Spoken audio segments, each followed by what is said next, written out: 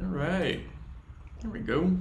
Hey folks, gonna give 7 minutes or whatever for people to show up. Eat my raspberries. I've been tinkering with Pico 8. I don't know if anyone's seen that. All right, here we go. Pro tip: don't have your streaming window open while you're streaming. There we go. Yeah. I've been playing with Pico 8 a lot lately. It's kind of fun. It's a little, they call it a fantasy console, so it's kind of like a Game Boy or whatever. It's got a lot of limitations. It's got this little low resolution screen, and you go in and you like draw your sprites yourself. I'm terrible at sprites, so there's not much to look at. It's got a fixed 16 color palette and whatever, and it's got a little code editor in here too. Where do I get there? This way. So you have to write all your code in here, and it just uses like a variant of Lua or whatever. But yeah, it's been pretty fun. You can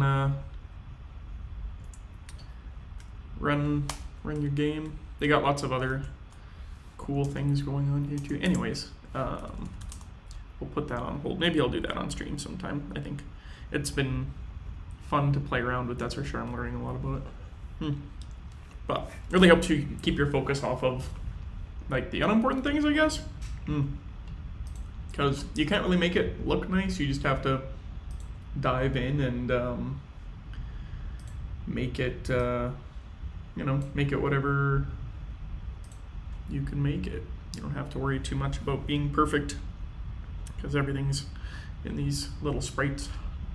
But people have made some really, really impressive stuff with it. That's for sure. Yeah, we'll give it another 5 minutes or so. Oops. How did that happen? Let people show up.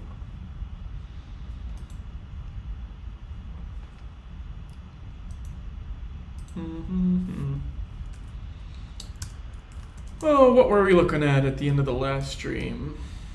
We're doing some STM stuff. I looked into it a little bit more. I didn't actually build anything new, so we didn't miss anything on stream. But I'm thinking probably the continuation model is not actually right for this. It's not quite what I was. I always forget like exactly what it can do. You could probably build this with it, but I don't think it's as natural of a mapping as I thought.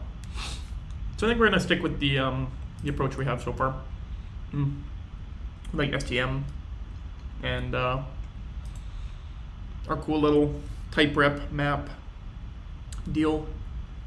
The other thing I wanted to look at for that type rep map is let's see here, is that they have this more expansive version. So you can have a T map and then you can like expand it so that you can actually put whatever you want inside.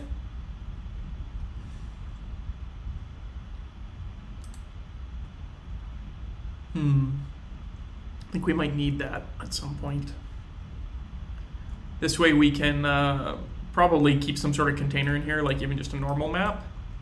And it would allow us to map, for instance, component names to like their individual state, or if you're using multiple use effect calls, that sort of thing, we can keep them separate from one another by using just like a string key or something like that. So let's see how this actually works. Hopefully we don't have to do any type family stuff, but maybe we will.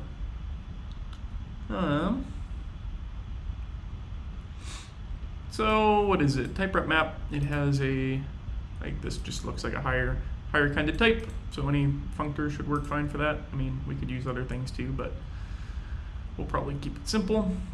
So this is pretty much exactly the thing I was looking at. I don't know why they have another maybe here. A comparison to map. Why would you have a maybe inside your map? It's already like a maybe, isn't it? So how do we construct this? I guess they don't care If it's empty, it doesn't matter. If we want to construct one, we give it a container. Yeah, okay. So if we were just using like lists or something, we could just give it the empty list, or we could put some stuff in there. I think this is pretty simple. I think we just have to pick our container type. Because I think the other type rep map is just that you just use identity so that you know you have exactly one. I don't think there's too much to it. What does hoist do? Oh yeah. Give it a natural transformation. It'll transform it. We'll get kicked off with the code, and I'll do a little I guess a little review of last time too when we get started here. Was there anyone waiting in the stream that didn't catch yesterday's?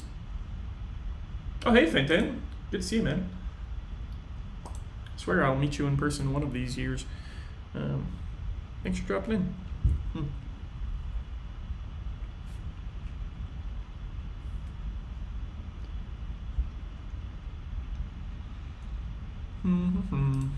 You can get type reps out. That's kind of cool. I didn't know you could do that.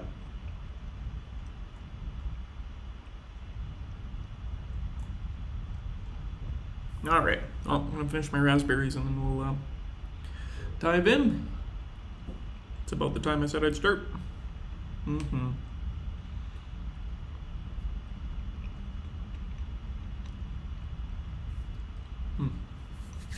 Raspberries go bad so fast, but they're so good.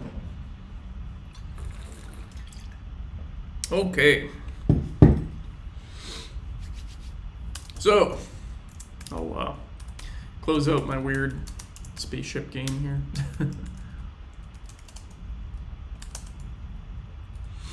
And I need to open a React thing. Good. Do we have the session open? We do. Okay, so I gotta load all this back into my brain.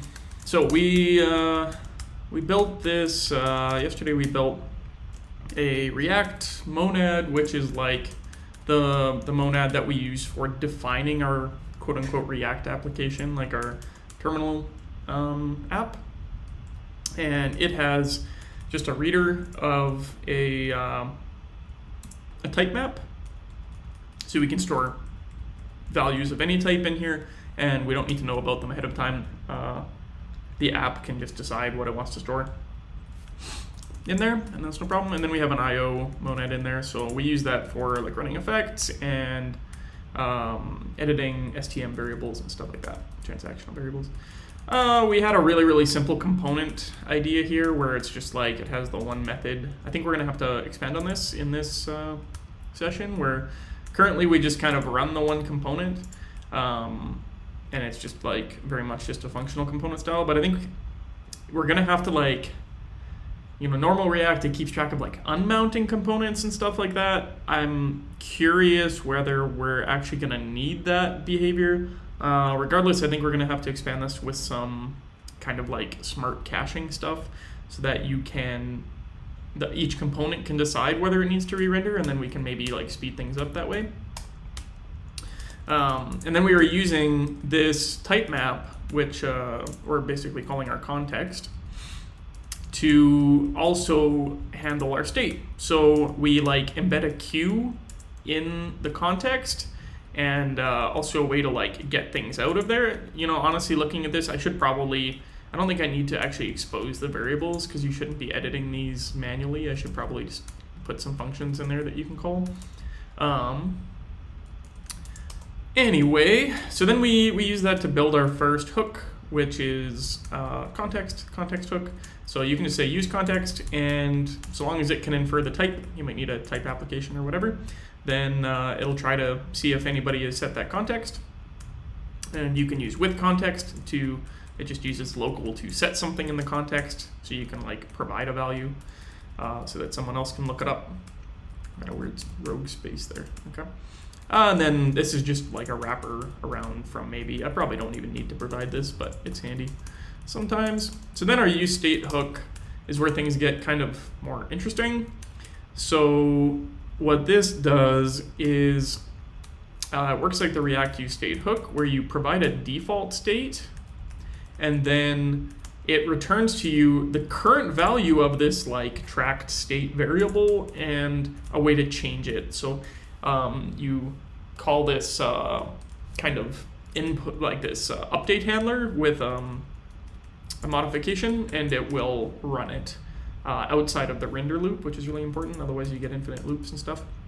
So the way we did this was we actually look up the state map in context, and then we check whether we've set any default yet, and if we haven't, then we set one. I think actually we do that here, and then we return the way to update it. Yep, and then all of that just works. Currently we're using these TQs so that we can actually keep track of all of the updates that happen, because we want to kind of buffer updates in between renders. And then we have this like effect tracker. So this was just a really stupid thing. I think we might be able to replace this during this stream with something like use memo if we implement that. But the idea with use effect is in React, so I'll show you what it looks like when we actually use it here in main. So use effect. So you name your effect as just so that we can keep them distinct and make sure that we're not sharing state when we don't want to. And then you can give it kind of a variable that is used for detecting whether this effect needs to be rerun. So for instance, you can put in some sort of sentinel value here, and every time it changes, it'll rerun this effect. And if you just put in something stupid like unit, then it will just run it once because unit never changes.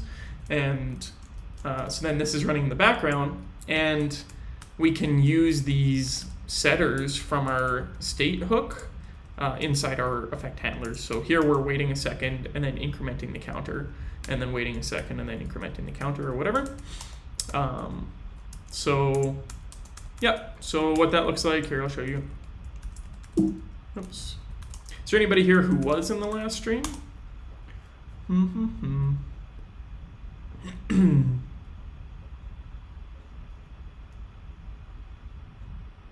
All right, so here you can see we've got our little React terminal app, and it's counting using that like background hook. And then we're also, I'll show you this right away, we're detecting key presses from VTY, so it can like tell which, it's even got arrow keys and all of that stuff. So that's kind of cool. Yeah, look at that. Still haven't gotten the quitting working quite yet, I don't think. Anyway, so we built that using use effect to write use term event. I'm not going to go super deep into that. And then we started writing use shutdown, but it didn't really work. We'll come back to that later. Here's our main render loop. So we set up the terminal, then we create a new state map and a state queue, and then forever we render the app, providing some of these kind of internal contexts. We don't have to worry about end users messing with these so long as we don't expose the types. They won't be able to get at it. And then we render it, and then we end up with this picture at the end of the day, and then we tell VTY to render that picture, and then we wait for something to change. Hey Joseph, welcome here. And then we update the state map and go from there. And then I just put this get line at the end just to make sure that we don't, actually I don't think I need that anymore. There we go. Great, so what's next?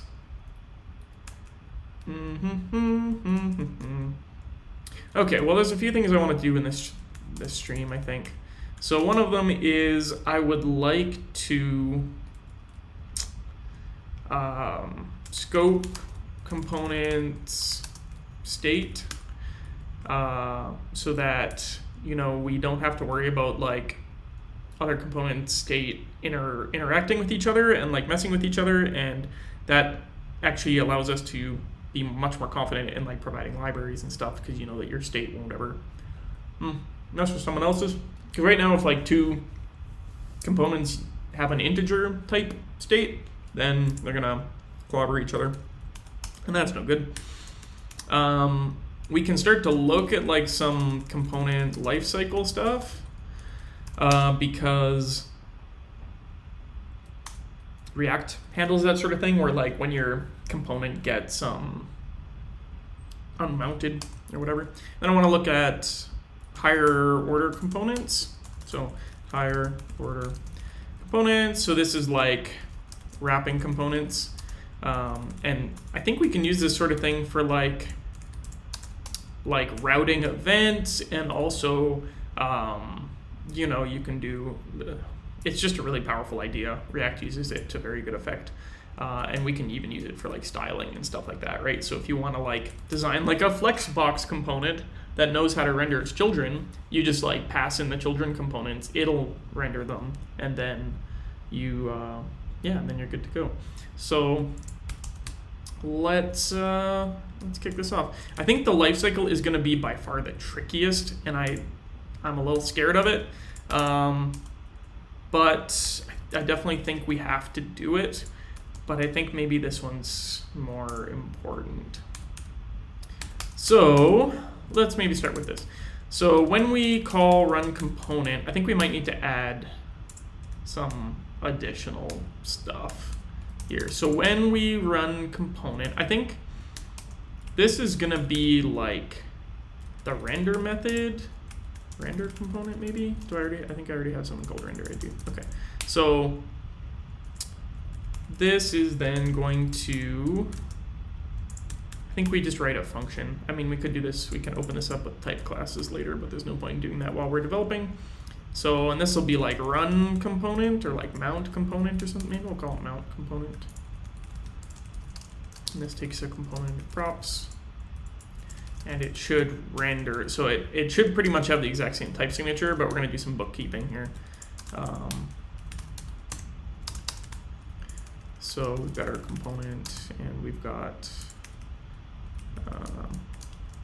render component. I'll probably do like named field puns or something.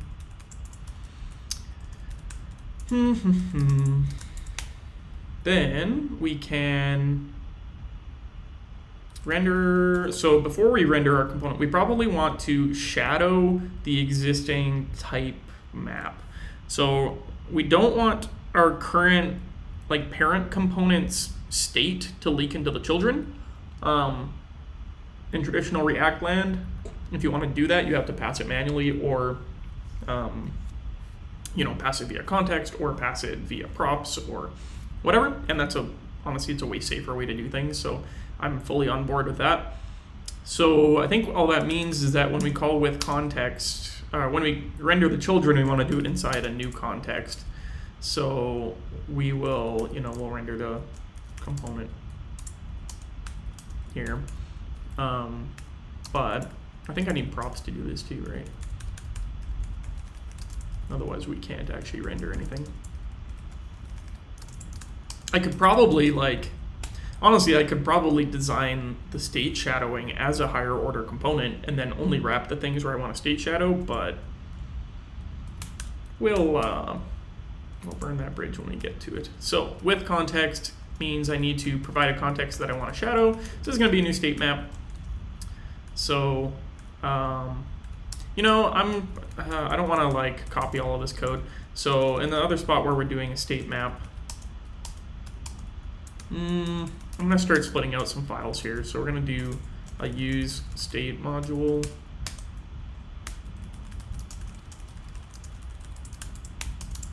And then all of the use state stuff can go in here.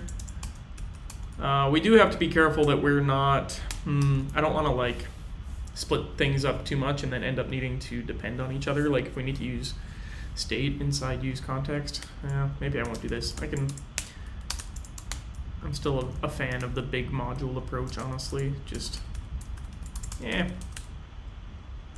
All right, so regardless, I can pull out a function for it. So in this spot where we're like kind of initializing this, I'm gonna do like a with state map. And this is just going to, I think, take a React and render it as a React, but it'll shadow the state context. So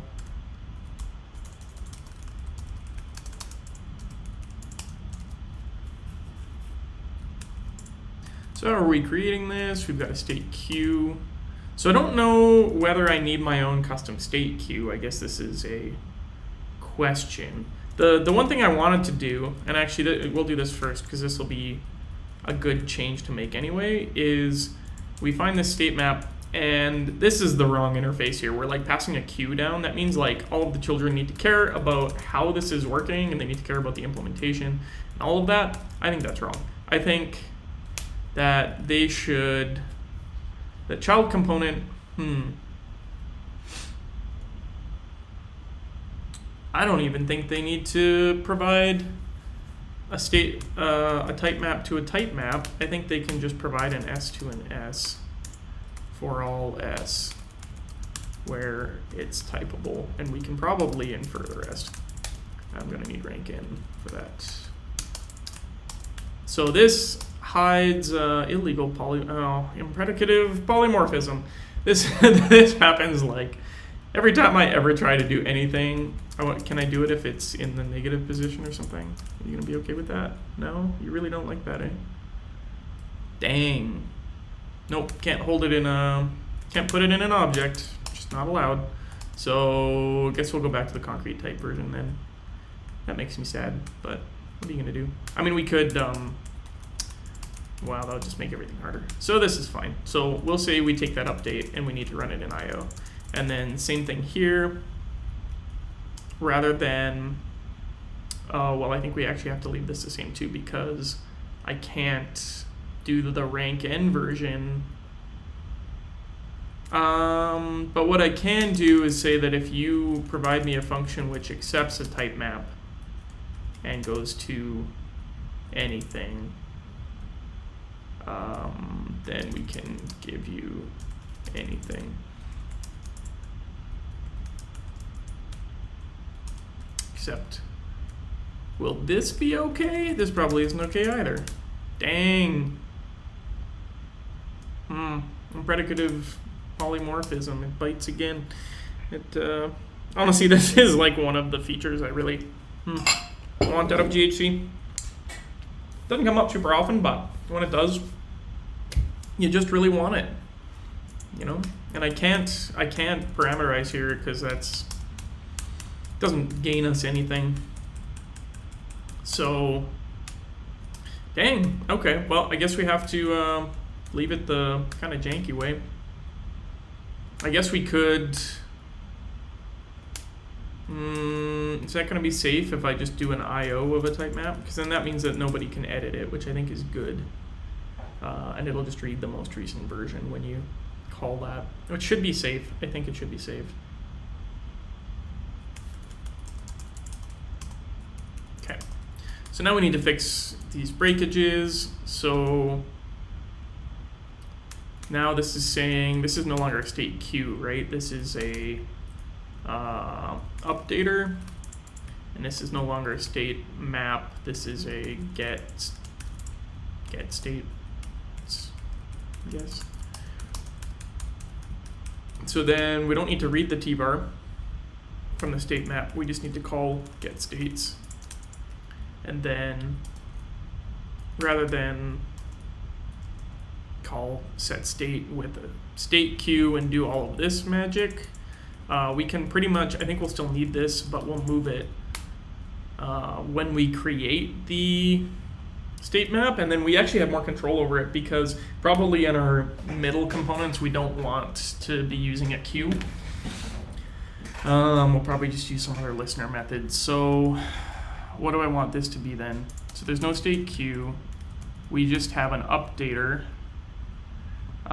So we say if you give us some update function, then,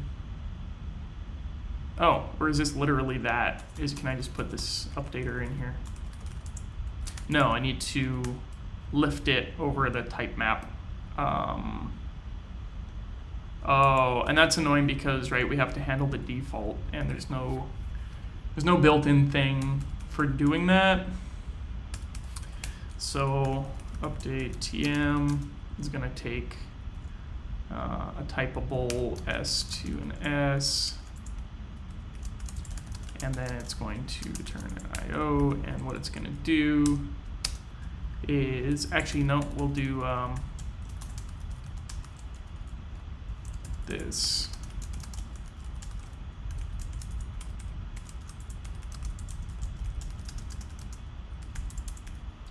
So what this is going to do is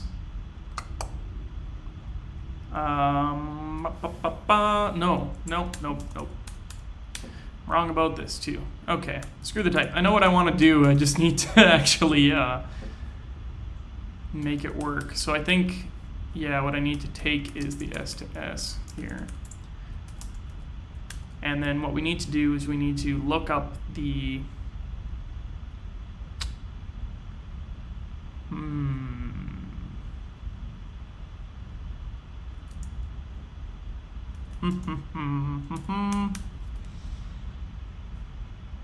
I think I need to build a version which operates on the type map so that I can call, I need to build something like this from something like this. So I need to accept this as a parameter and then use it to build something of this type. This is annoying.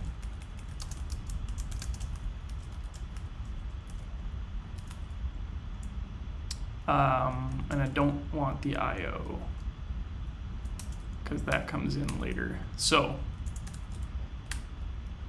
we got a type map there. So then we do the case. I think this I can pretty much copy now.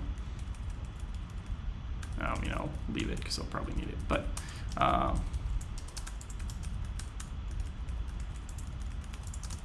there we go. So we use the default if it's missing, and then we just insert a new value if it's not.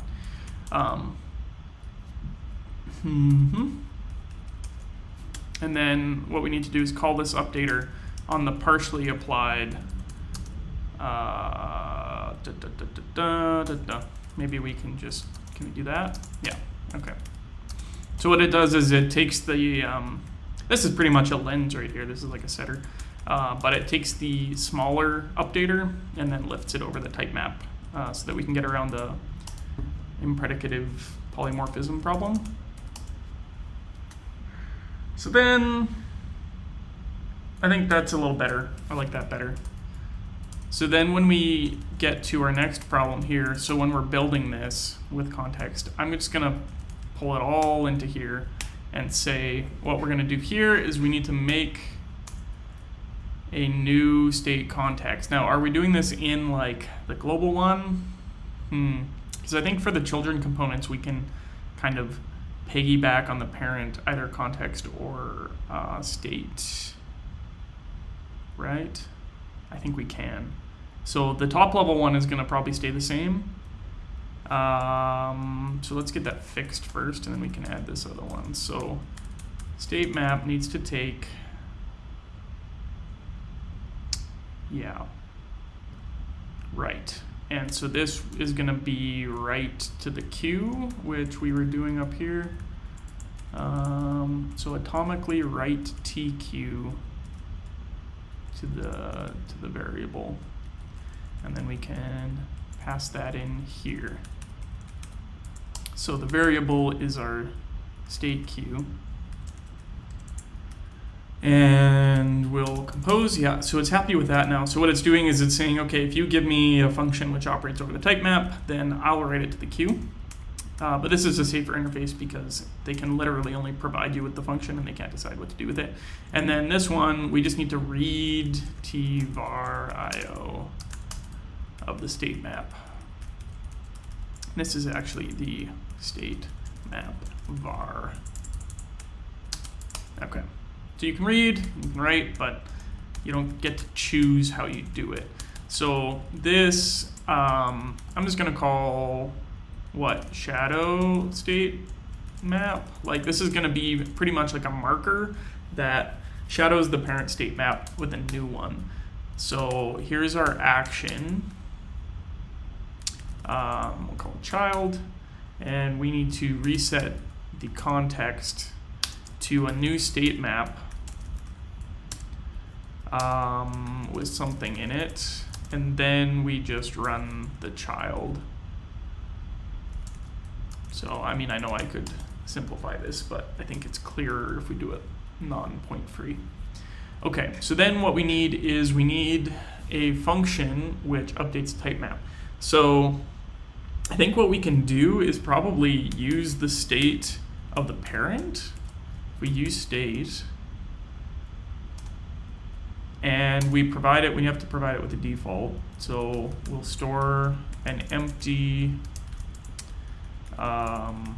so let's make a new type. So this will be like shadowed state. And I think shadowed state is just a type map.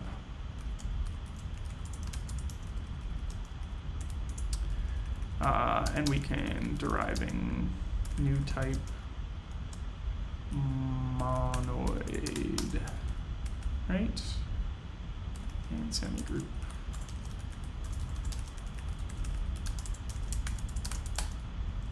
Then we can use mempty, and what's the problem? Typable S from use state. Oh, does this need to be typable?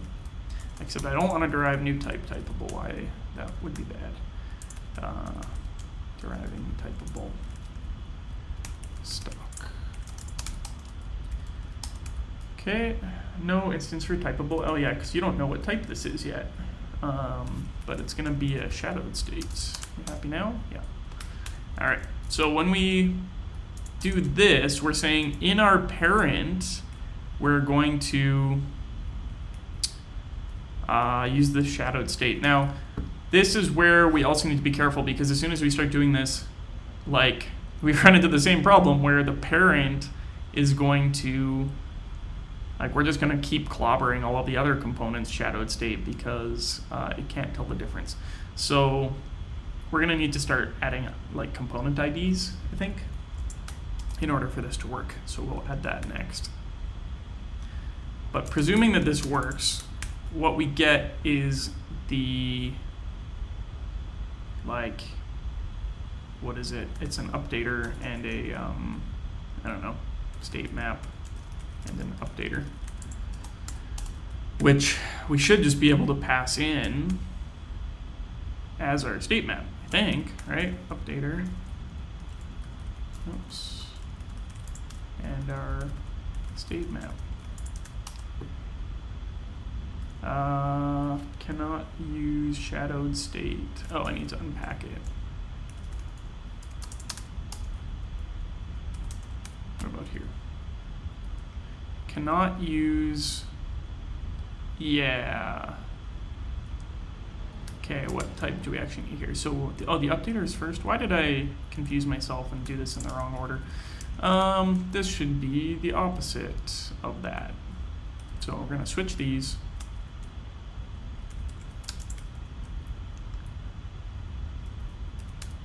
Then we're gonna go here, I'm gonna switch these.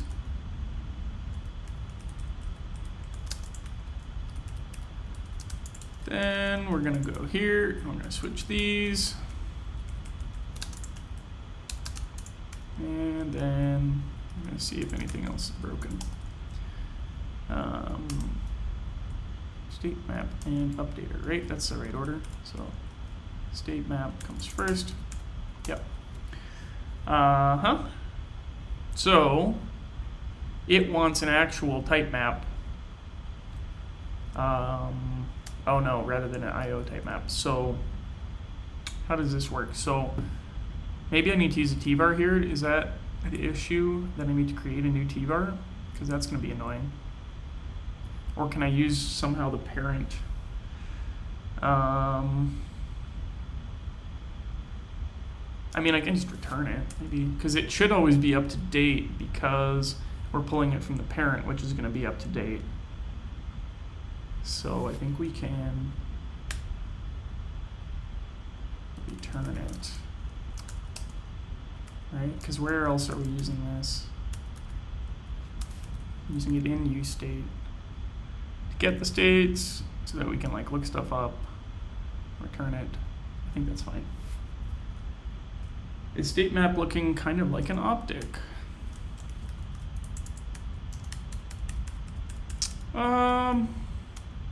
Kind of. I mean, like it lifts it, but like so it allows you to edit and it allows you to read, and it's both in this monad. I'm not really sure whether we can exploit that fact at the moment. Maybe someday. Okay. And then the updater is also broken. So why is the updater broken? So the updater here takes a shadowed state, right? Yeah, it goes from shadowed state to shadowed state. But I think I can probably just literally coerce that. Yes. So will you be happy with this?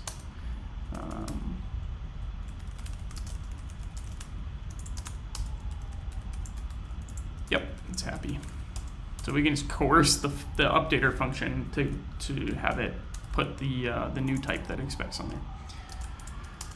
Okay, so now we should probably test this because I'll bet you I broke something. Pretty good chance of that. So how do we test this? Let's go build something. So what we want is for us to be able to shadow our state map for a sub computation such that using the same type in that sub computation does not clobber the parent type. So first, I guess I'll get these run components actually working. So the question is, well, let's use our state shadower thing, shadow state map, in our render component method. So when we mount a component, right, that has the same, it's got the same type signature. Rather than just rendering it, what we do is we first shadow the state map and then we render it, given the props. That type checks, and then here we just change these to mount component and mount component. Cool. So now we should be able to, let's say we have a timer. So, okay, so what this should allow us to do is it would mean that currently before we added this, if we had more than one thing that used an integer state within the entire app, it would clobber, and that's no good. But now, hopefully, if we have something else, let's say favorite number,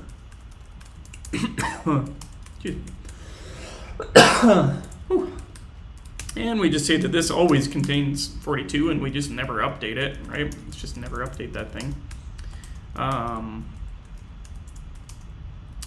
And we don't need to use an effect. And we just say our favorite number. I'm Canadian, so I spell it the British way. Then, okay, so this should always show 42. And it shouldn't get clobbered by this, no matter what. And we should be able to update it if we feel like it, but we don't have to. So now we'll keep that. We'll add a third component here, and we'll just do more of the same.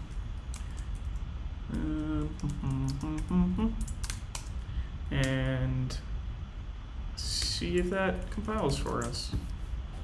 Questions so far? Doesn't like that. Where is that? Oh, I didn't properly delete this file. Go away. I don't think I'm importing it anywhere.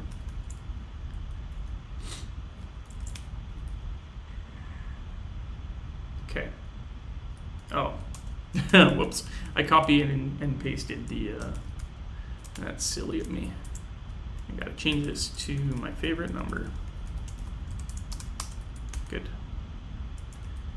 Then we need to quit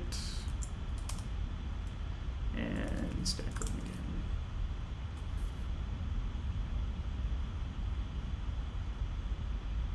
Okay. So it's not working. So we saw it did show 42 and then it got overwritten and it's not properly shadowing.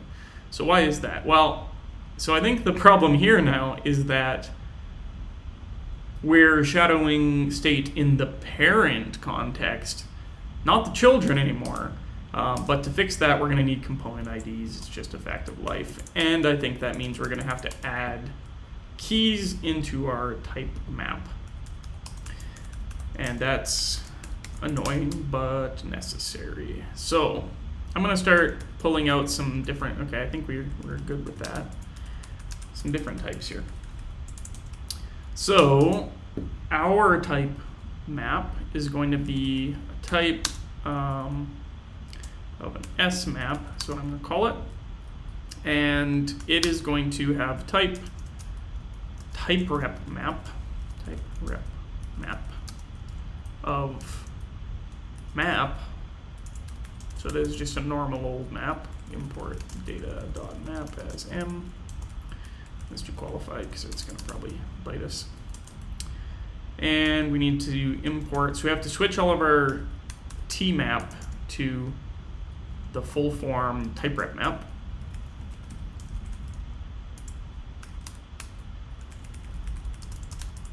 All right, so now it's going to complain because all of this stuff is broken and we'll have to go through and fix it. But we can now just switch it all to this thing. So we're saying we have our own custom state map.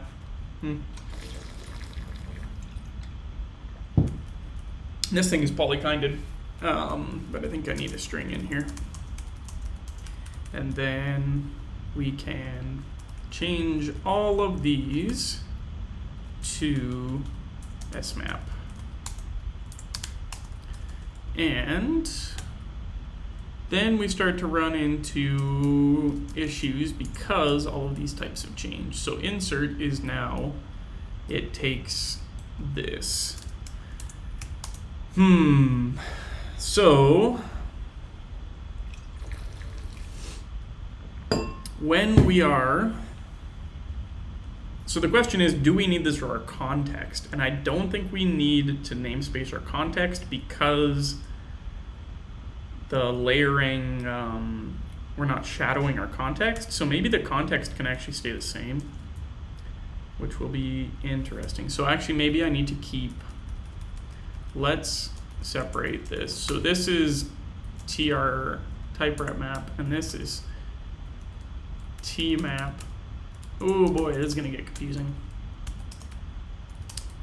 But it's okay, we'll manage. So this one is a type rep map. This one, so inside our React context is not an S map, this is a T map. TM, and this is a TM. And then anywhere we do stuff with state is going to be different. So first things first, our state map. Where is our state map? This takes an S map and does everything with S maps. However, so this one, expected type T map, yep, because we're using this. So this has to be a TRM lookup. How are we going to do this?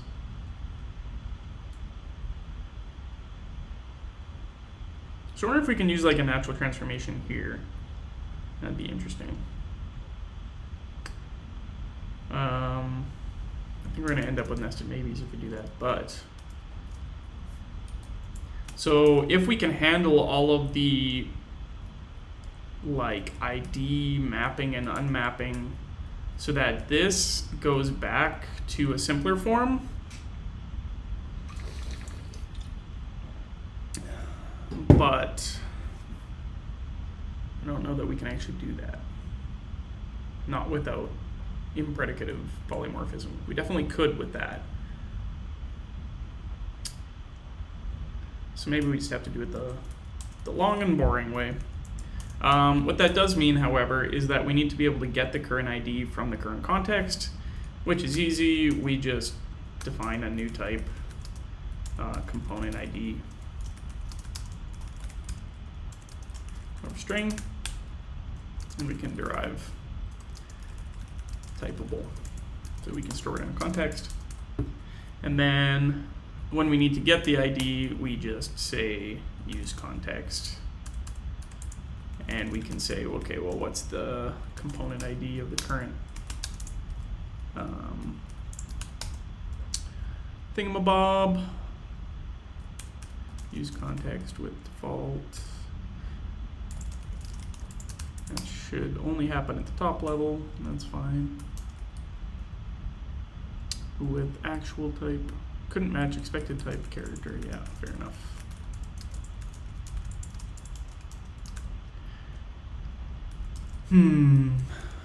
So then all of this code's gonna get a little trickier.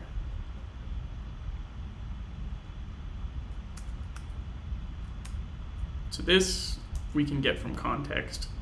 This state map is gonna be properly scoped already because it's coming from context. So then is this really an issue? Do I need to do this? I think I do.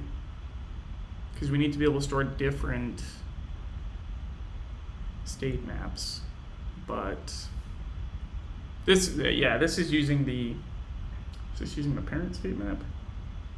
No, this needs to have a key too, even though it's using context, I think. That's annoying. Right, so it will have to use a key, but it'll use a key when it's interacting with these methods, not when it's getting the state map itself. Okay, I think that's right. So when we call getState, yes. So we need to do a TRM lookup, and then the TRM lookup will return me maybe a map. Okay. So we're gonna have to split this up. So we're going to take out this from maybe. We're gonna just look up the map. So this is the S map, and then we do a case S map of, if it's nothing, then what do we get as our default? I think we just return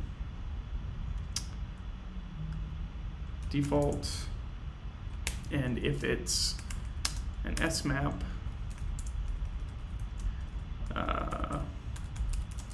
then we have to do a normal map lookup for the component ID of the map. And then this is another maybe. So I wonder if we should just use like the maybe monad here. You know, maybe we can. I wonder if that works. So you would do from maybe default do S map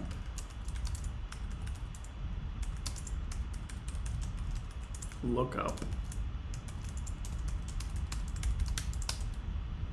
and then this is just a let S. That looks better. All right, so what we're doing here is we get a, like our state map now has like different state keys per component, and then we can like specify which one we want to look into using the component ID. And I think we're gonna have to also add a state ID because if you want to use useState with the same type more than once in the same component, you're gonna need that too. But that's easy. We can like either concatenate those strings or use a list of strings as the key. So I might as well do that now because we're gonna run into that problem and it's gonna confuse me later otherwise. So this is gonna take a string. This is gonna be the name of the, so this is the state ID. And then rather than a map of strings, it's gonna be a map of list of strings. And that represents, I think it could probably be a tuple. I don't know that we're ever gonna need more than one layer of nesting. better to be explicit for now. We can change it later. So now, rather than just the component ID, we're going to look up the component ID and the state ID. And that should be a unique situation, so that means we're not running into all sorts of problems. Okay, so then we need to fix this update. So the update, we just need to make sure we're updating the correct one in the map. So this is going to need the component ID as well, so we'll just thread that in. I could probably just use let for this, honestly, but it's getting complicated, so this will be the CID. The state ID is available in context. So we look up the type map, right? Yes. And then from there, we look up the component ID and state ID. I'm all over the place, some of the stuff.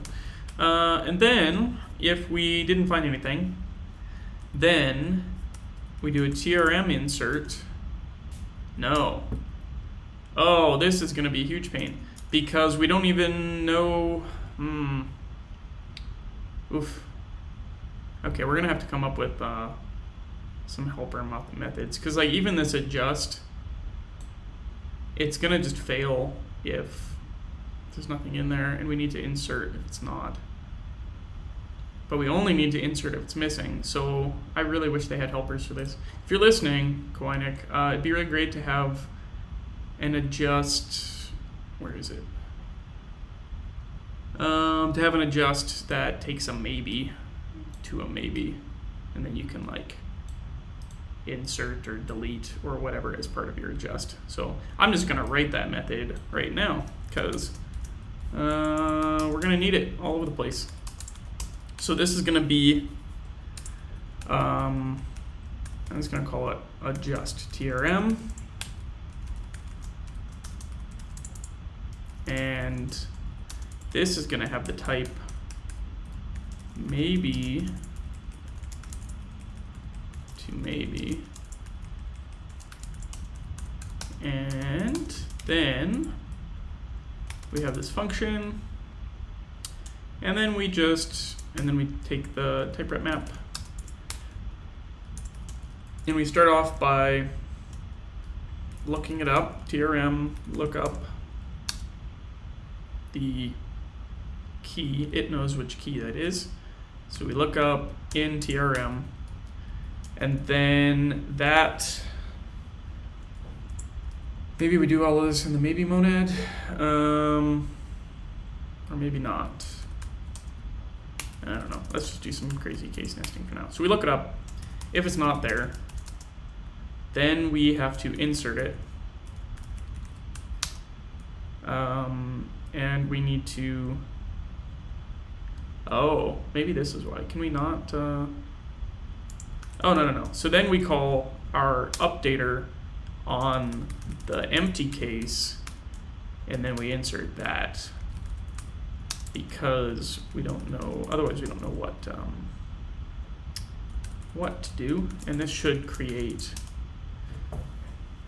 the, oh, but this is also going to return a maybe, so we only want to insert this if this is something. So now we got to do another case that of, so again we can probably simplify this to the maybe monad later. And if this is a result, then we can insert it in the TRM. And if it's not, well, that means what? We wanted to leave it deleted, and it was already deleted in this case, so we just return the original type rep map, and that's fine. Now, if we did find an existing,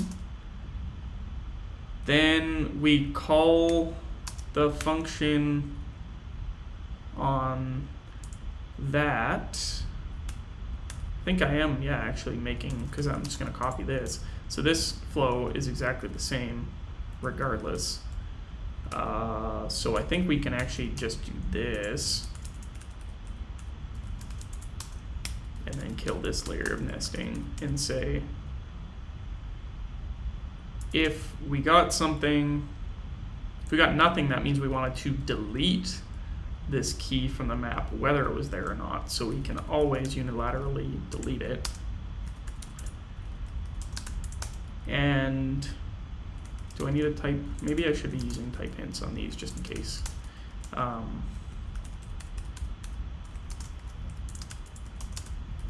probably a good idea.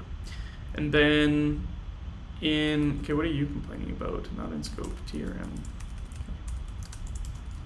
Then if we did have something, then we just insert it. And it's okay if it overwrites because we've already done the modification in that case. Right. Okay, so I think we've written this helper function. If this works, I think, I mean, maybe I'll even just make a pull request of that. I think it would be very handy for certain cases like this one, where it's just kind of a nightmare otherwise. So now what we want to do is, instead of just like looking up, we can do a TRM adjust. Nope, not a TRM adjust. We want my adjust TRM. And this takes a function and then a typer map. So it would actually be more convenient if those were flipped, but I think that goes against logic here. So I'm going to say flip TRM type map, and then the function is a lambda case where we don't have anything in there, we use the default. If we don't have anything, then we run the function over the default and store it. And if we did have something, we run the function over that and then store that. And I think that has the same semantics. Couldn't match S with type of, yes. So this is going to be a singleton map stored by the component ID and the state ID. And this function doesn't run over that, it runs over, so we can run F on this, and then store it in a singleton, and then store that. Now in this case, we do, if we did have, this is even more annoying. Okay, so now we need to do like a 2-layer adjust. So we did have a map, but we don't know whether we had a value at this particular key. So now we need to, again, nest one level further, and we do probably the map adjust. So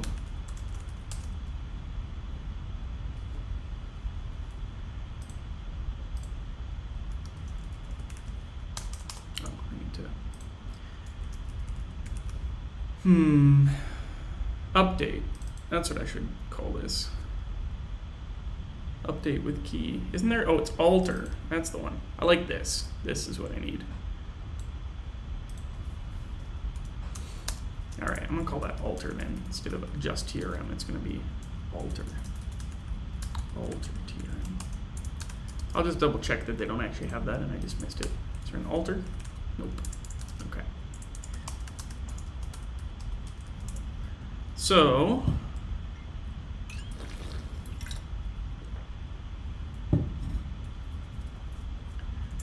then we can use m.alter, and we can again flip this and use lambda case. I hope this is right first try, because I'm not going to be able to find any bugs in it if it isn't. And so if there isn't even a value in that map, then we fall back when we run F on the default again and then return that. But if there is, then we run F on that. then we see why this is complaining. So flip M, alter, dollar case. Could not, oh, I think I'm apparently nesting maps too far. Actual type. Expected type 1 map. Actual type. Function from a map to a map. Oh, I need to pass the map in? Oh, I need to pass in flip, alter. Isn't R a map? Is it just this one that's bad? Yeah, it's just this one. So this should be a map.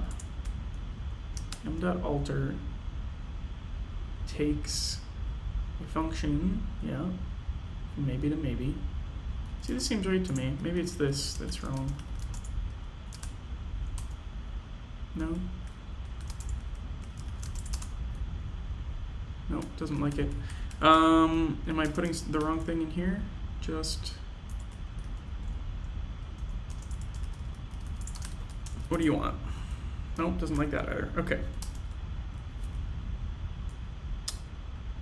So, okay, well, what do you want? What do you want from me?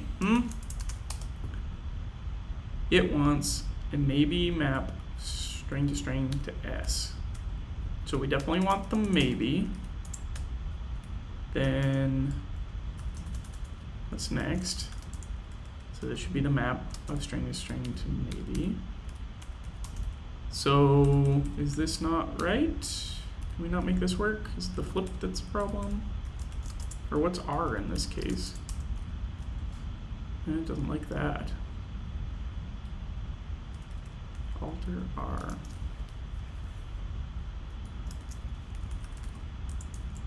I'm getting this type wrong. Oh, it takes a key. I'm forgetting the key.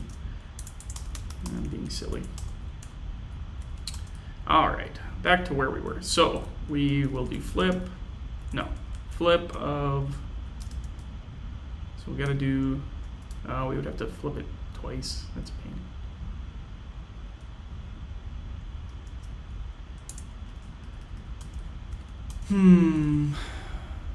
We're gonna do this silly thing.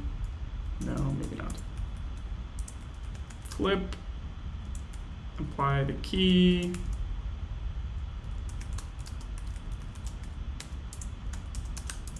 Then flip it again. This is bad code. I'm just kind of too annoyed right now to care. And then this case should start to fill this in.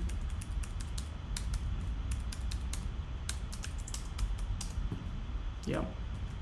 All right, getting better, getting better. So now this needs to be applied to the component ID. Oh boy, okay, it's happy now. It's happy now. That was a real pain.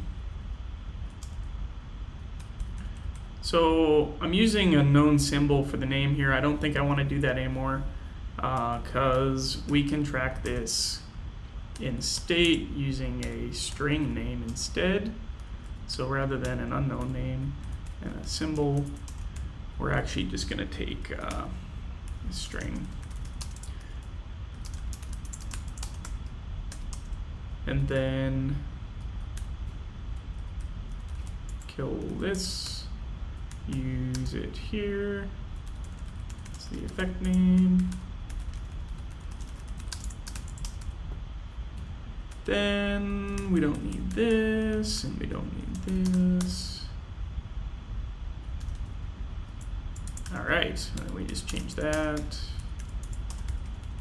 Unfortunately, that means this needs a name too. This is one downside, I suppose, but we'll see if we can avoid it later maybe. Oops.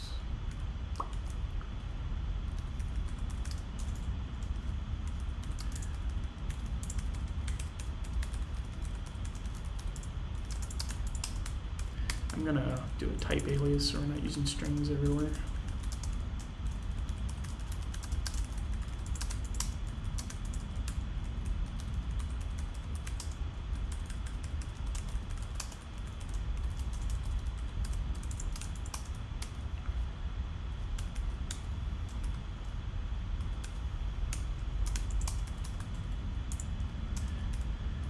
Okay.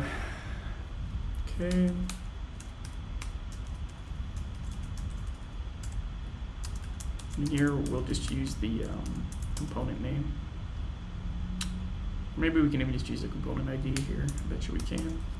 But are we inside the component yet or not? That's the question. Are we even setting the component ID yet? I don't think we are. I'll put it here just in case, and then we can maybe remove it later.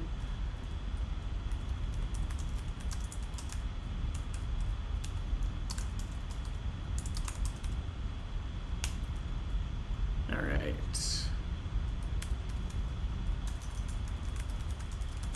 Yeah, so here's where it's going to come in. So this will be the spot where we start to name everything. Should probably just be named effect name here, but it's fine. All right, so now this is going to be very broken, but hopefully if we add names in all these spots, it's okay if you use the same name for different types of effects, but we're gonna be explicit about it. This will actually, you know what though? This is gonna be handy for debugging later. Like, it's kind of a pain that you have to put them in, but it's not so much of a pain, and we can use it for debugging, we can use it for like tracking stuff. It's a feature, not a bug, right? Yep. Use state,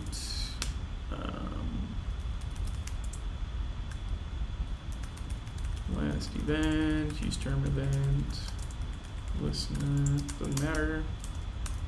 Then we mount the timer and we mount the fave number, and then we mount the last key. This is still not going to work. I'm pretty confident. Where's that coming from?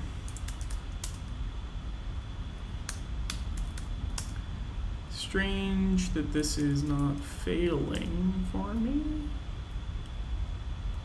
Parse error. Should this be within a do block? Yes, it should. But just indentation. Catches you sometimes. Yeah. Oh, it actually does work. Well, color me surprised. Does this work too? Yeah, it still works. Okay, so now we're keeping separate state. Magical. What the heck did we just do? I don't know. Cool, I guess. I'll take it. I'm not complaining. This also means we now have a way, because we're passing these names everywhere, which we can probably clean up now. Now that we are using that, we can use that for like mounting and unmounting logic, I think. Where if you are doing like if statements and stuff and components like get rendered on one call and then missed on the next and then rendered again, like we'll know whether to clean up state and you know, call cleanup methods and stuff like that. So that'll be helpful.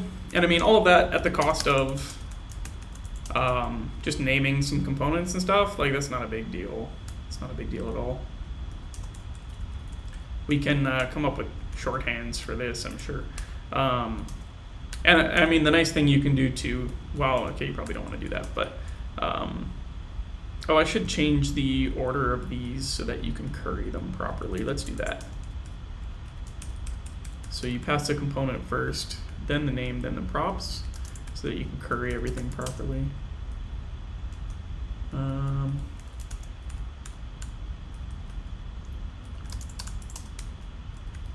Yep. Need that one to start.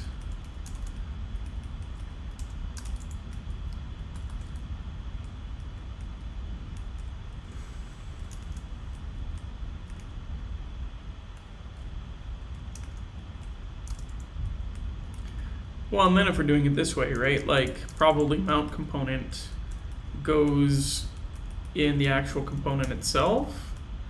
So for now, because this is literally the only part of this that we're using, we can actually probably just do this and then say that this is like quote unquote a React functional component or whatever it is. So I think that works. Maybe do this, and then we just, what type is this? This should be a React v2i image, but it's not. What is it? Does it not take, oh, it probably takes a name too. What do you say this is? Effect name. Yeah, okay. Should also probably add an alias for component name rather than just effect name.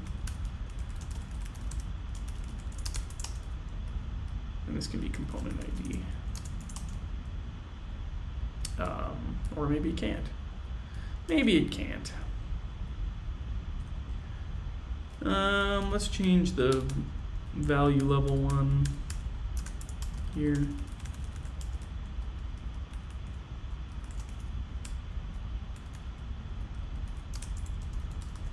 There we go.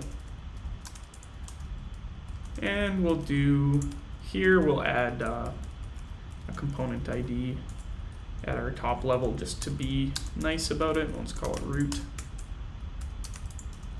Cool. Anybody have questions about where we're at right now? I know it's like, there's a lot going on and stuff, but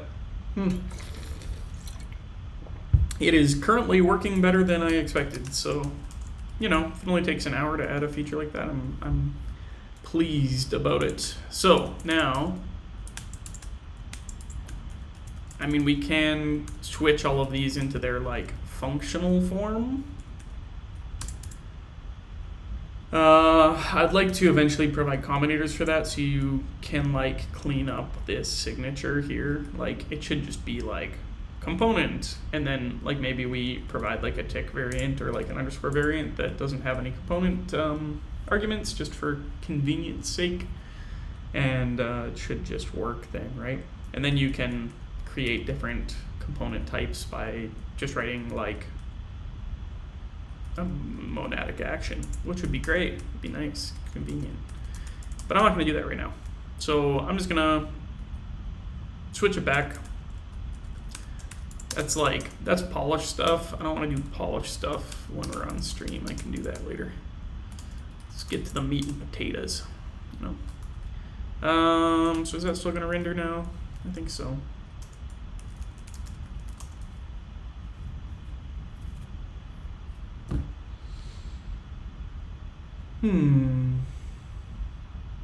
Yep. So that's nice. Still detecting everything.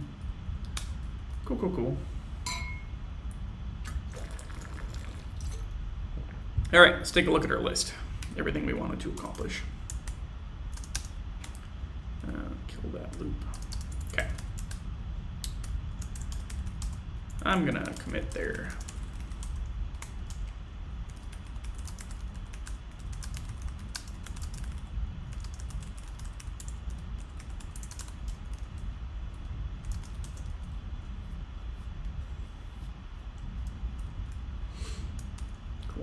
If anybody's interested in following along with the code, I'll post that in chat. I got it up on GitHub. Just give me a second. I think it's public. Yeah, it should be public. Oh, it's got some stars already. That's nice. So you can follow along. I just pushed. So I don't claim that it's you know, clean, but it's there. So that's something.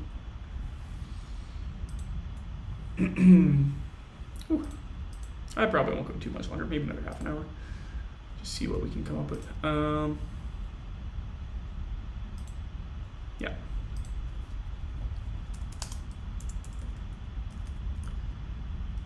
So we've done this.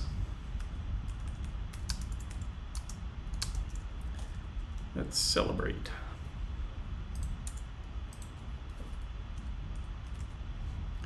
Can we insert one of those? Perfect. All right. Let's do higher order components. That sounds nice. So what does a higher order component look like? Well, component that wraps another component. So we still like, we need to use this mount component when we spin up a component just to ensure that we're shadowing state properly. So when it comes down to it, we probably will just make sure we're exporting only the right helpers so that you can't use it wrong.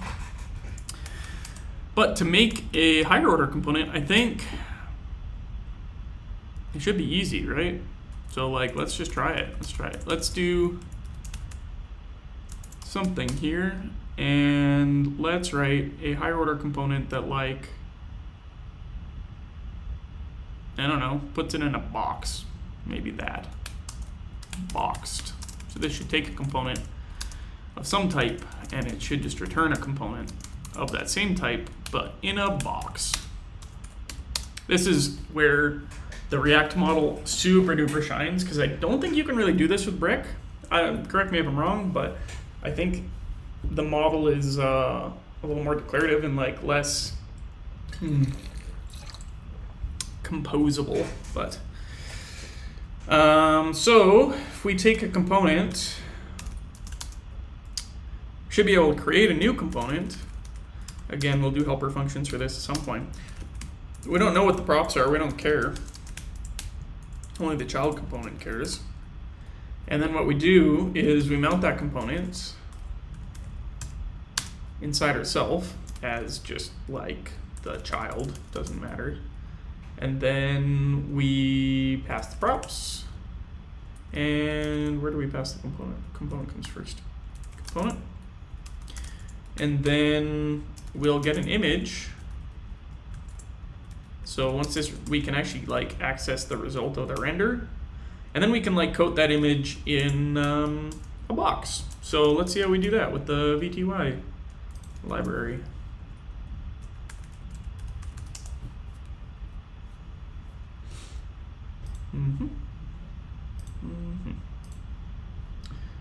Give me a sec, just gonna check Twitter, see if anyone's, oh, everything's good, okay.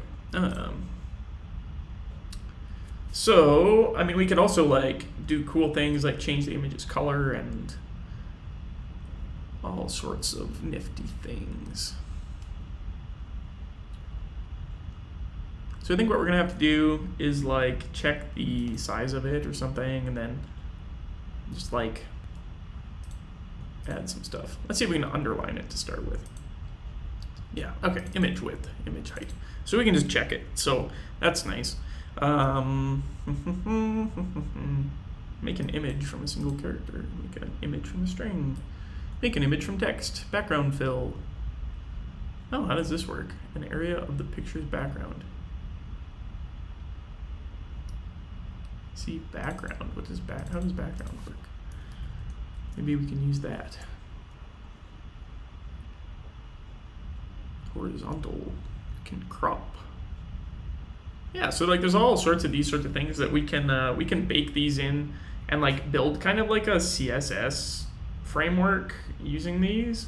And maybe we'll export a like a wrapper that doesn't shadow child state because it's probably expensive. I don't actually know. It's probably more work than we need to do. So we could export like an unsafe mount component.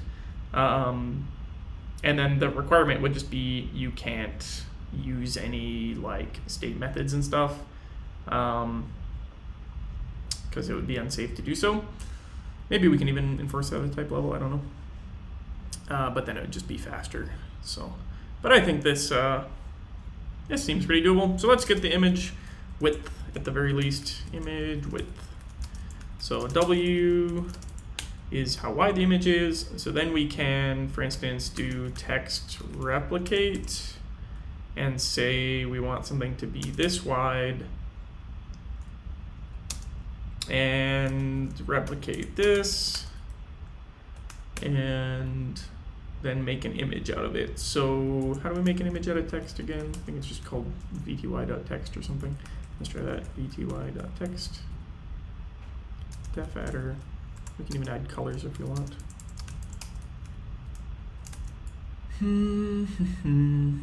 Yep, that seems right. So we don't want to return that. Actually, we want to get this as like the, I don't know, it's like a HR. And then what we can do is we can like be like, oh, let's put it around the component. And return that. And then this should just be a let.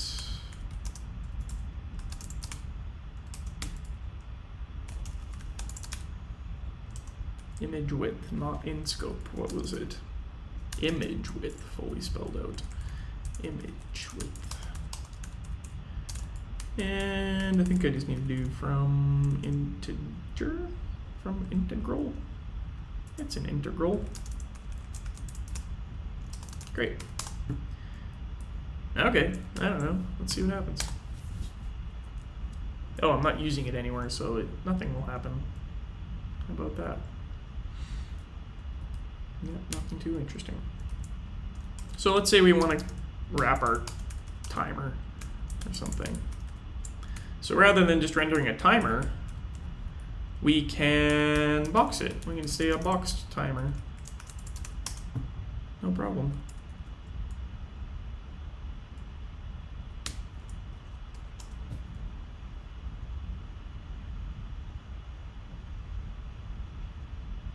There we go. Look at that. So it wraps it top and bottom. We could do the sides too, I guess. We just get the, yeah, let's do the sides. Let's, and you'll notice it extended. It's checking the image width on every render, so it properly extended when we hit 2 digits. So that's actually pretty cool. I like that. I think I am a fan of this library that we are building. I am on board. So, okay, so how do we make this work? So we need, let's get height from the image height. Then can we make text like, does it respect new lines in text? Good question. The text should be sanitized, returns layout, attribute problems. I guess we're gonna find out whether it works that way. So let's do let invert border, and this can be horizontal border.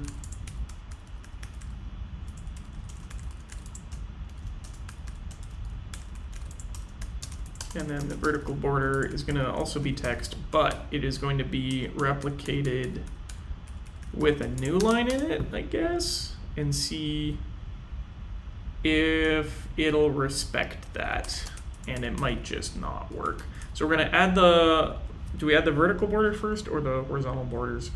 I think we need to add the horizontal borders, and we'll have to make those bigger. And then we'll add the, what is it, this one?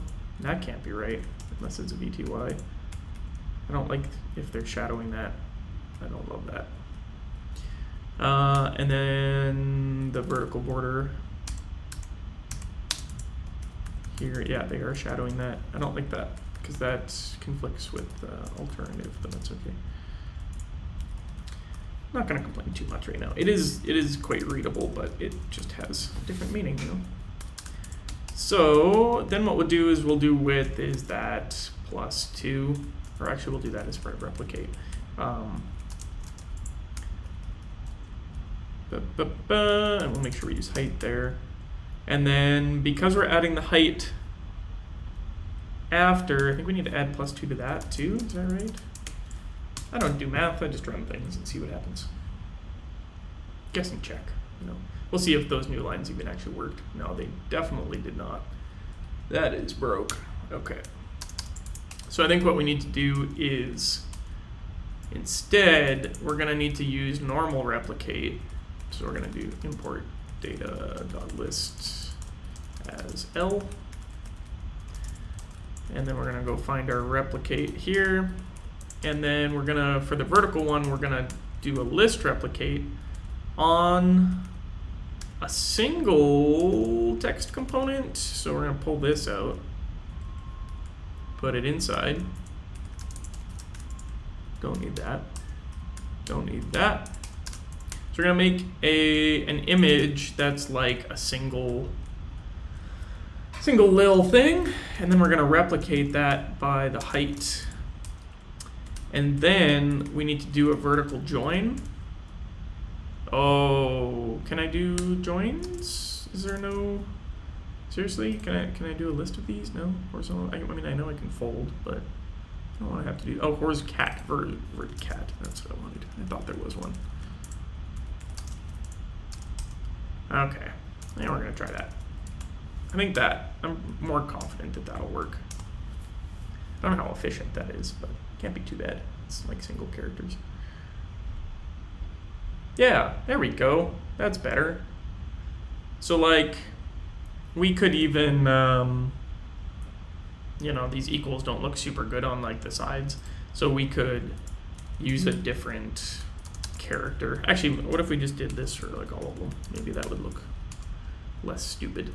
Now the cool thing is that once we like add, like we could use this same box for like a padding.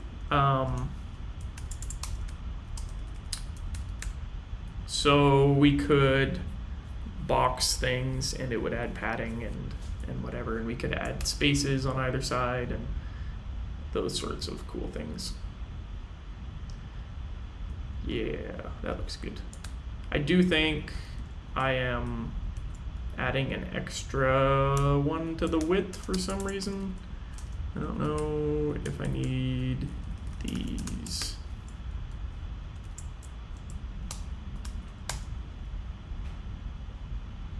I probably won't include any styling stuff in the main library, right? Because that's, yeah, there we go. Look, that's perfect. It's beautiful. And if we want, right, like we can box anything. So we can just box this. And then now we'll have a box in a box. How quaint.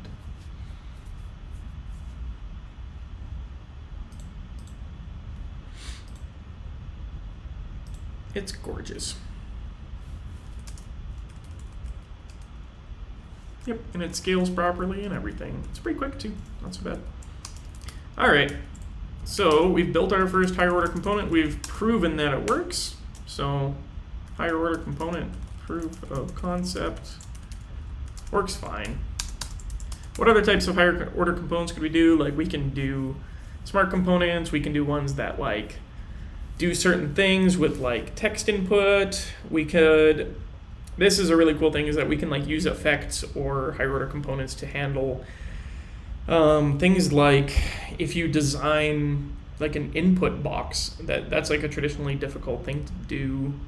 You have to handle all of the state and you have to route events into it and all of that. And Brick is a little bit annoying when you have to do that. You have to like embed the state of that object in your global state and then make sure you're feeding it to the right render method, and then you have to feed all of the correct events to that component too, and it's just a lot of threading and boilerplate, and it works. It definitely works. It's a good system, but I think this might end up being a little cleaner. We'll see whether that's actually true, and performance is always a thing, whether it's actually performance. So but I have high hopes that if we can get something working, other people will come in and help with all of those fun things. But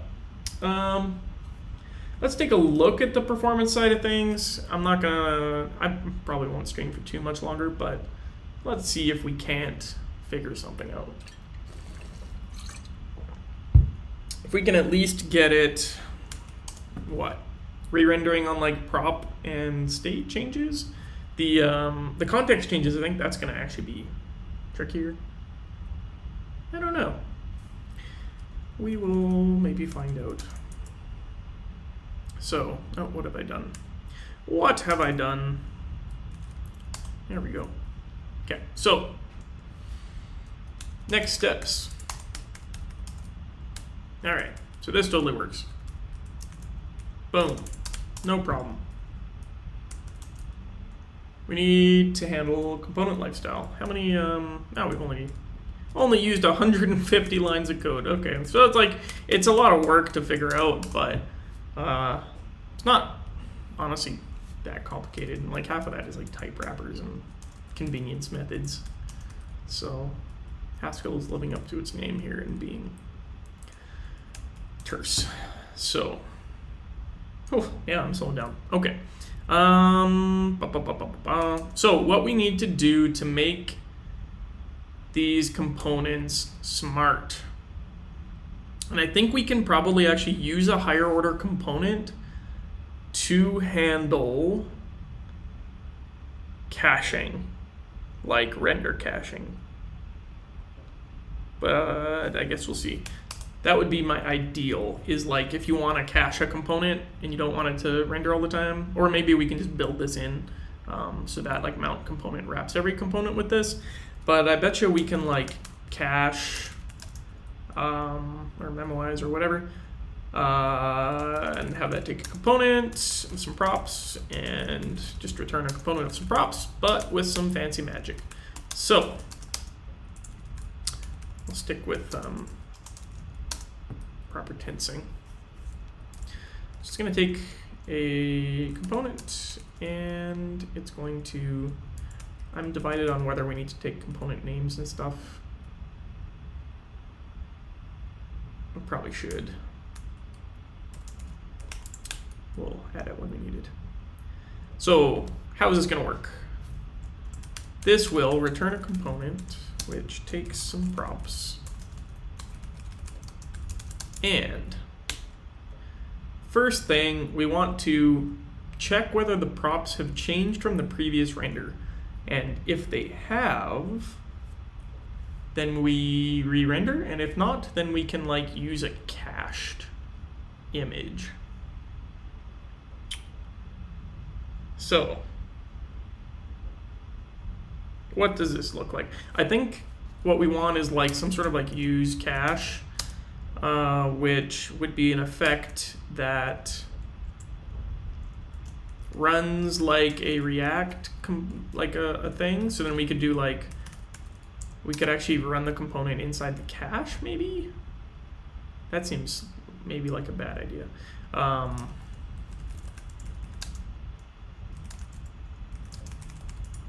And then we would like pass it the props so that it will re-render this anytime that these change and won't render it otherwise.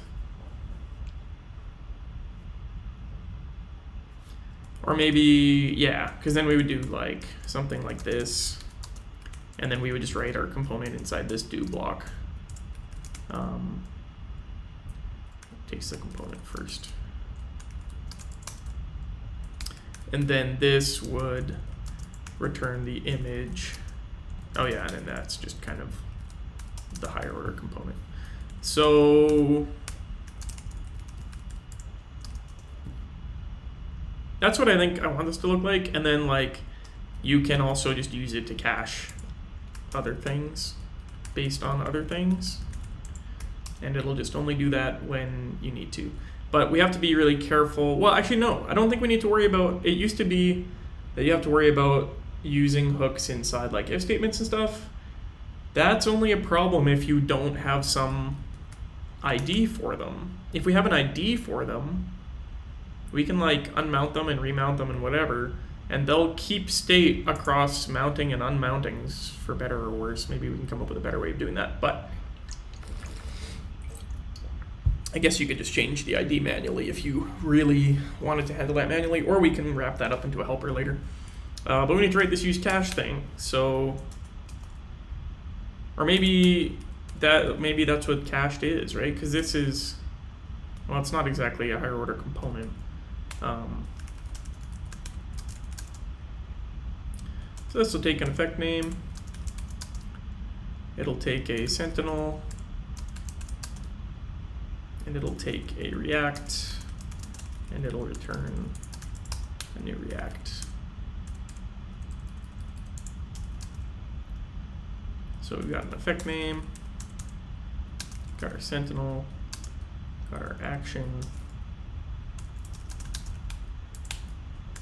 Oops.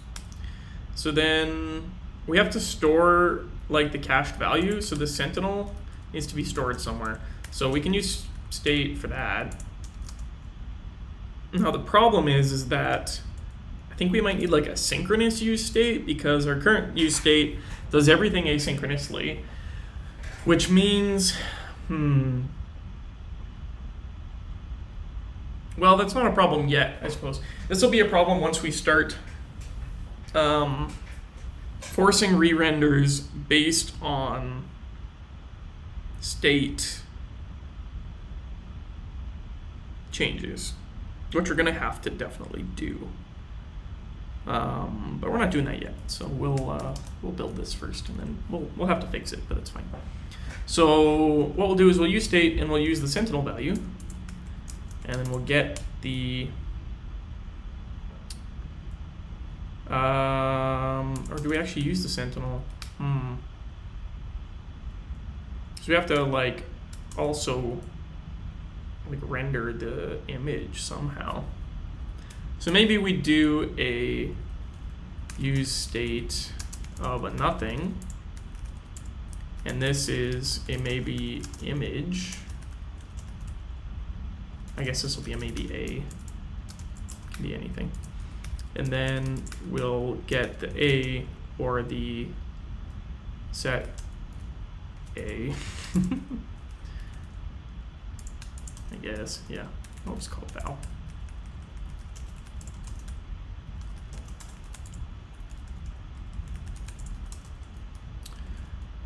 Yeah, it's fine that way.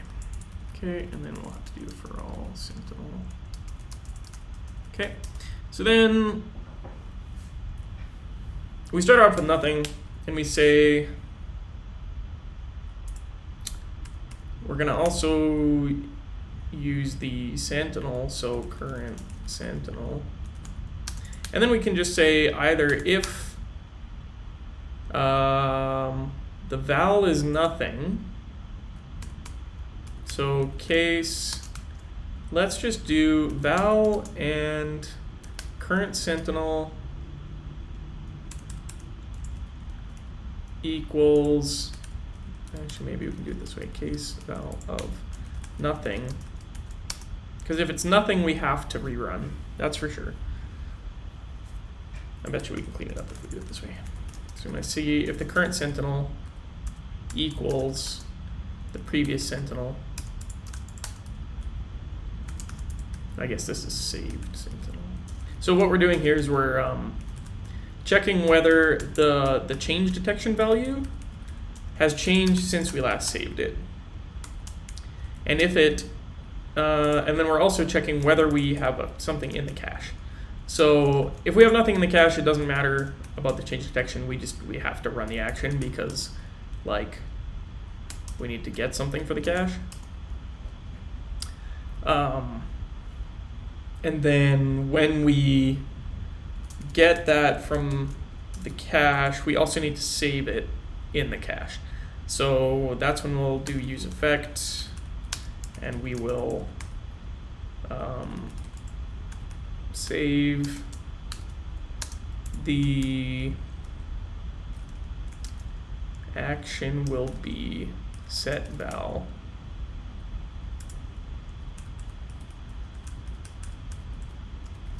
So we'll run m, get the new val, then we'll set that val,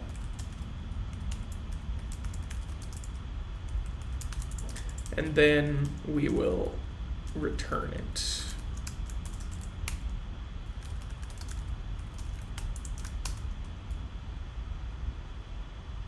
Cool. How many arguments do you need? Oh yeah, this takes a sentinel as well. But we only ever want to run this once if it's on the initialization. Whereas otherwise, okay, so now the other case is if we have a cache, just image cache, or whatever, I guess, val cache. Then we only need to rerun if they are not equal. Otherwise, we just return the cache. But if we need to rerun, then I think we have to do this. Is that correct?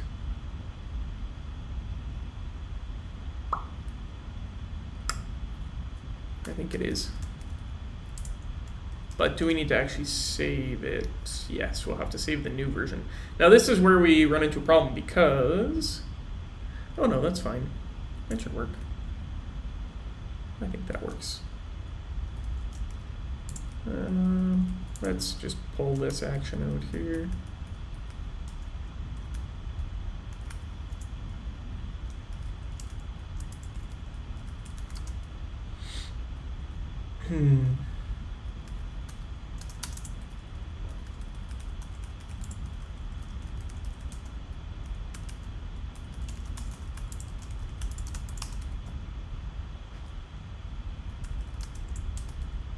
So in these two cases, we have to refresh the cache. So this will be refresh cache.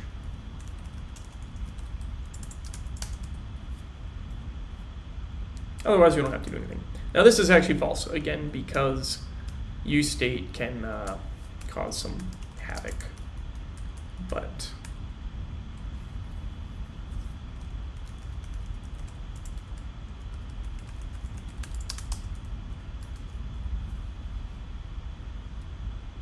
expected type maybe to maybe.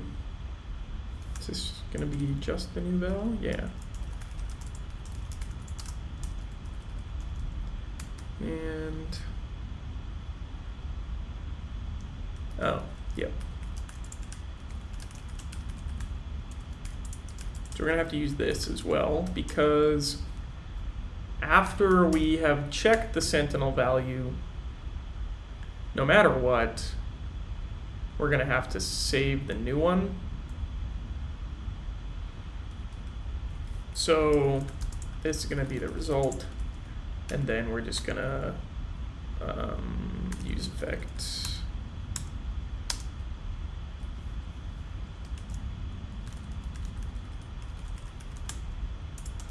Now we are gonna run into problems with this where, you know, all of these effects aren't gonna like run in time. So I think actually I should be running these synchronously, which is easy enough.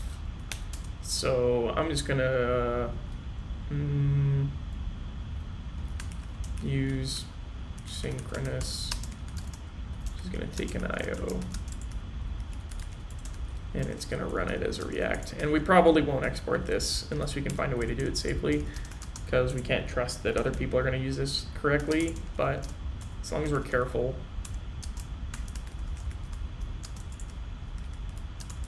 then that should be fine. And then we don't have to use effect for these, which is good because we do want to just like set this immediately as soon as we can. But do we want to, maybe we only want to run this once? No, we want to run it every time. Every time we render, we have to refresh. And we don't need that. So then we just do set sentinel with const sentinel. And then we return result. What's your issue? No instance for eq sentinel. Yes, we will need that.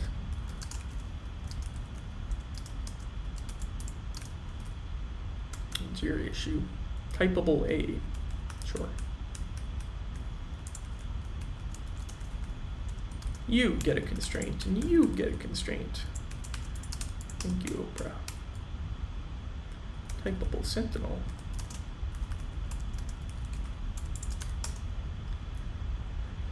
Okay, well, I mean, that did something. So we're updating this. Now we probably want to use synchronous here. Yeah. Which is nice, because then we can get rid of that. And every time we refresh, we want to set that. So now we have this use cache. So we actually don't, I think, need the, do we use the effect name?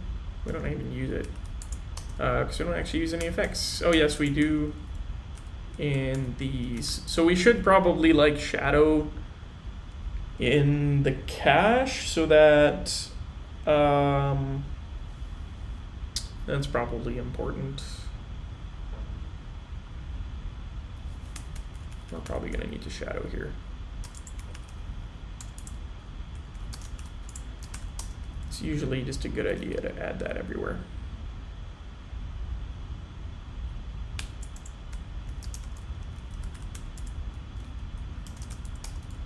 don't know about that. Maybe we can fix that. I'm gonna have to audit all of these and make sure that they all make sense. So use cache now. Definitely won't need one of these because we can just shadow everything. And then that means we don't need one of these. And that means we don't need one of these. Great. And then here, that means that so long as we have an eq on the props, this is one other reason why we might want to do it as a higher order component rather than like a built-in thing, is because you might not have the eq method that you need, or the eq constraint, so then you would just have to not cache that particular component. But I mean, if you can cache all of the children of that component, you're probably still in good shape. You can do like, this will be like Russian doll caching basically. It will allow you to cache all the way down. So, could not detect type bubble.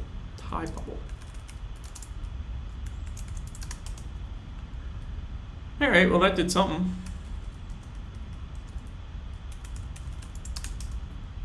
Cool. I think I'm probably gonna have to litter these shadow state map calls like pretty much everywhere, which is unfortunate. Let's see how that goes. That's okay. So, did we do the thing? I'm a little confused. Okay, so this says that if you have a component, yeah, so this should cache the component and only re-render on when you need to. How can we even test this? I guess we can cheat and use synchronous as a way to tell when the component is running, because it'll run every time. So, how's this gonna work? So, I can use the timer component kind of as a way to manipulate this, and so we're gonna do like a cached timer, whatever. And the way this is gonna work is we're gonna run the timer so that we have a prop that's changing, and then I'm gonna use a simple text component like our say hello to. This is a silly example. So I'm gonna render a mount component cached say hello to with the effect name, or the component. Oh, do I still have effect name here? There should be component name.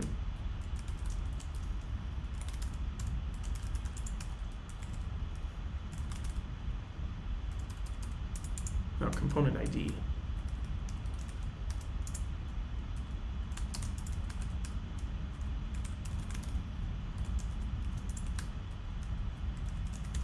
All right. So then we render this, and it takes an effect name. Oh, whoops, I'm in the wrong. There we go. We build this, and this is say hello, and it takes the component first, which goes here, and then some text. So here's the prop. So this will just be show counter pack. All right. So now if we render our cached timer instead of our normal timer, we'll get rid of the box. Now, hopefully, if we did everything right, this will just work. We're not detecting re-renders yet, but I just want to make sure that it's actually building, because sometimes it apparently my editor doesn't understand how indentation works.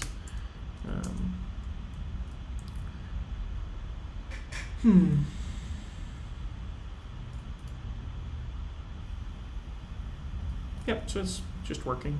It's fine. I'll get rid of that other box too. It's kind of distracting. Then our internal, oops, I should kill that.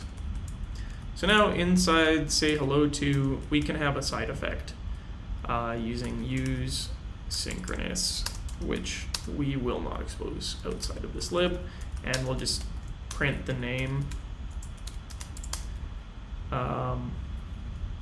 Presumably that'll show up, I think. Worst case, we can like write to a file or something so that we can see the side effects happening. Sometimes VTY will like over render it. Yeah, okay. 3, 4. Okay, so it is working, but it's clearly like, oof. It's building up those calls in a really bad way. So why is it stacking all of those calls? Woo! Wow. So it got out of control really quick here. And I've run out of backspacing. So this is why we do this, so we can see what the problem is. So I'm wondering if there's like a use effect thing that's running this component in the use effect, or whether use synchronous is, no, that should be fine. Should be fine. So why is it getting run so many times when it should only be run like once? And should only be run when the component okay, well, we haven't checked whether it only runs when the props change or not. So let's go back to, let's pass it a fixed string and see if it is still re-rendering when it doesn't have to. Probably is. No? Okay. So printed it once, and even though we're doing other render updates, it's not re-rendering. Okay, so that part's good at least. And it is indeed re-rendering when it has to. It's just re-rendering like a heck of a lot more times than it should. So why is that? It's presumably got to be something in here. This is the action M. It only runs it in refresh cache.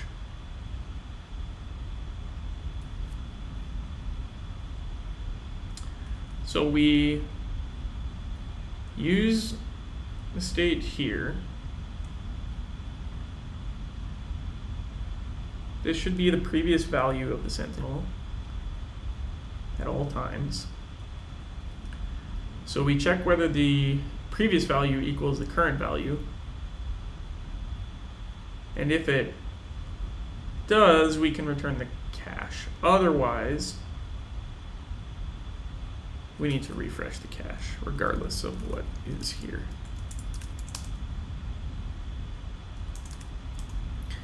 Which is what we were doing. And when we refresh the cache, we run it, and then we set cache value immediately, which is fine, and then we return it. So this all looks fine, honestly. I wonder if it's in here. Is it in here? We get the props. We just pretty much just render. We mount. So I wonder if it's like, the problem is that we're remounting the component every time. Because every time we mount, we're going to rerun all of the effects, including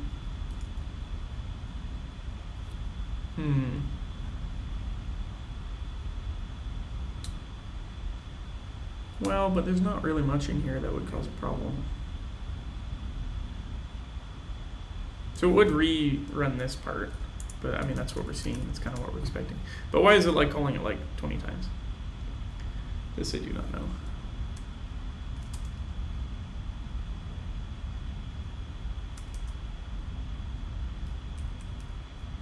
So it could be in here. It's probably just that, is this getting updated like more often? Is it running this more often? I don't think so.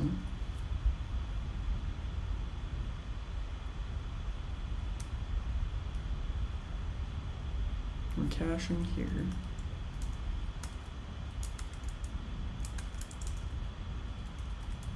Let's see what that behavior was again.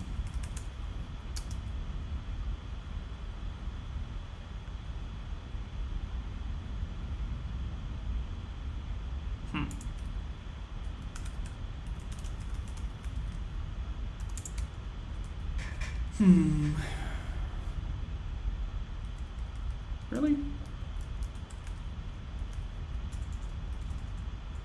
Okay, that's fine.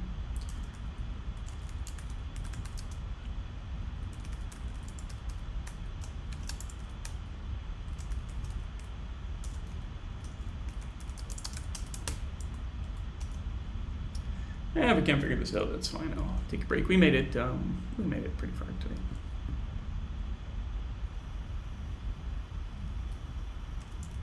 So even on the first one, it's calling it like,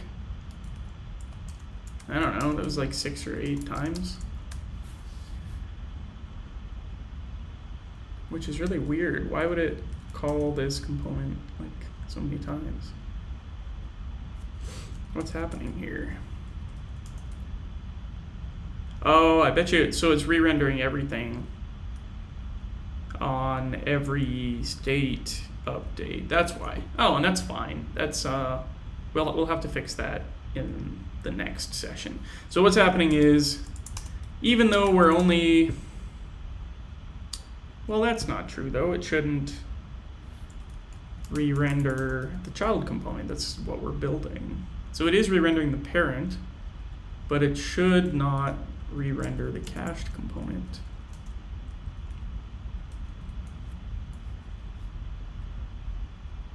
In here.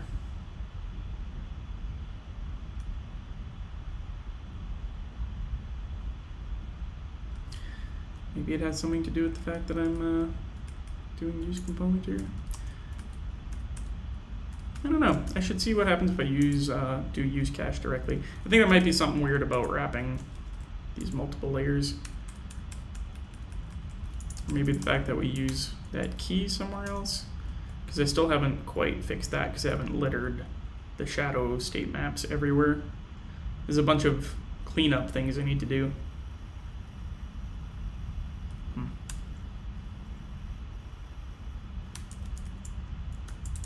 Weird.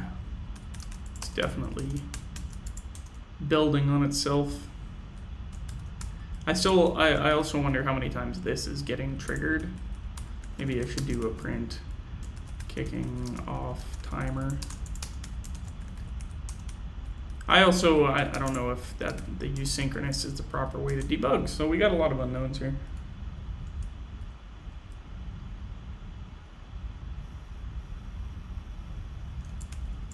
So it doesn't seem to be kicking off a whole ton of those timer things, or we would see them pop up.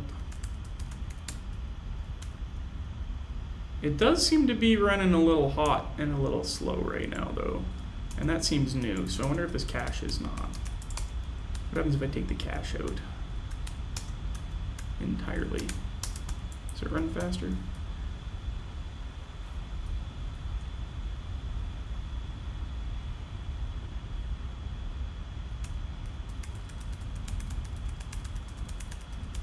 Yeah. Way faster without the cache, so clearly our cache is busted for some reason. I'll come at that with a fresh mind some other time.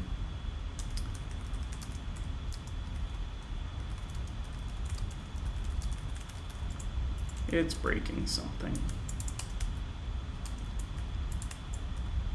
Anyway, we'll push that. Thanks for hopping in. Thanks for joining. If you're watching this online after the fact, thanks for checking it out.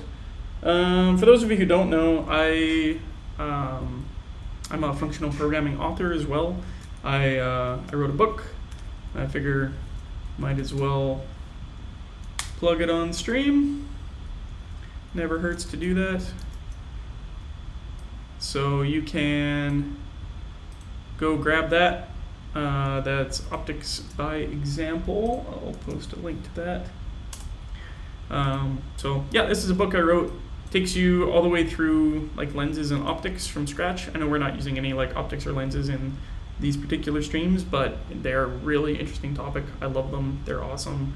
You should check it out if you haven't learned how to use them. And yeah, if you like these streams, buying the book is a great way to support me. So anyway, have a great weekend. Maybe catch you later. Yep, no problem, Joseph. Thanks for